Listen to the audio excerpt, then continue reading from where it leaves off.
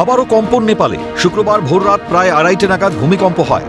কম্পনের উৎসস্থল ছিল নেপালের সিন্ধুপাল চক জেলার ভৈরবকুন্ডা। রিক্টার স্কেলে কম্পনের মাত্রা 6.1।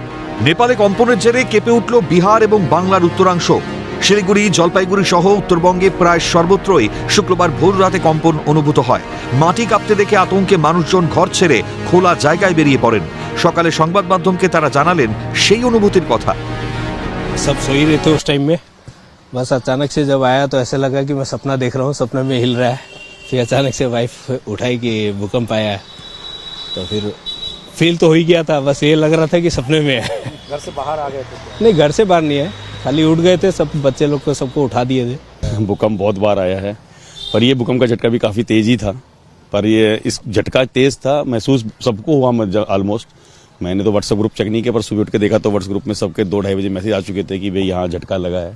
तो झटका काफ़ी तेज था, फैमिली में सब लोग जाग गए थे और डैमेज मेरे हिसाब से नहीं हुआ है। पर हाँ, इस तरह के झटके आने वाले टाइम में सिलीगुड़ी के लिए बिल्कुल बिल्कुल। मैंने सुबह हुआ था, पलंग एकदम हिलने लगा तो मैं जाम करके उठ गया। मेरा साथ में मेरा वो भी था, मेट था नेक्स्ट कमरा में, वो भी आके एकदम मुझे बुलाने लगा कि उठिए उठिए भूमिकंप हो रहा है। तो उठ गया, उठ के सामने दरवाजा खोलने लगा, तब तक तो। নেপালে যখন ভূমিকম্পের উৎসস্থল ছিল সেটা বিহারের মুজাফফরপুর থেকে প্রায় 189 কিলোমিটার উত্তরে। ফলে মুজাফফরপুর, সমস্তিপুর সহ সংলগ্ন অঞ্চলের মানুষজন কম্পন টের পেয়েছেন। ঘরের ভেতর দুলে ওঠে ফ্যান। ঘুম ভেঙে রাস্তায় বেরিয়ে পড়েন সবাই। करीब सोए हुए थे, पलंग हिलने लगा, पंखा हिलने लगा, दहशत हो गया। हम लोग सब फुल फैमिली बाहर निकल गए रोड पे। लगभग रात के 2:33 या 34 के समथिंग में आया था। बहुत तेज आया था, ये फील हुआ था हम लोग को। सोए हुए थे तो बीच में नींद खुला था, देखे थे सब कुछ वाइब्रेट कर रहा है। पंखा उनका हिल रहा था, बेड वेड वाइब्रेट कर रहा था, खिड़की पे भी वाइब्रेशन थे।